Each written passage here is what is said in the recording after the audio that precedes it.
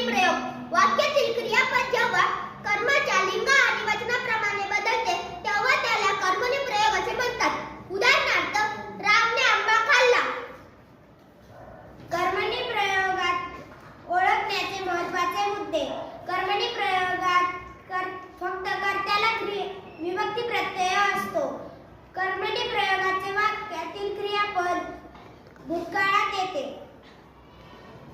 भावे प्रयोगात क्रियापद कर्ता व कर्म या दोघांच्या लिंग वचनाप्रमाणे बदलत नाही. उदाहरणार्थ, आईने बाळाला झोपवले.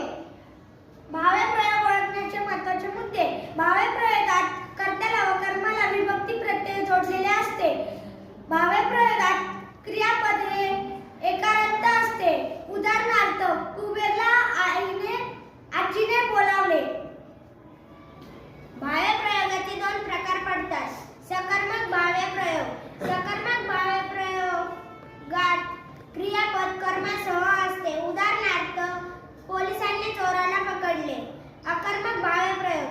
अकर्मक भावे प्रयोगात क्रियापद कर्मासह येत नाही. उदाहरणार्थ, मधुने मित्राला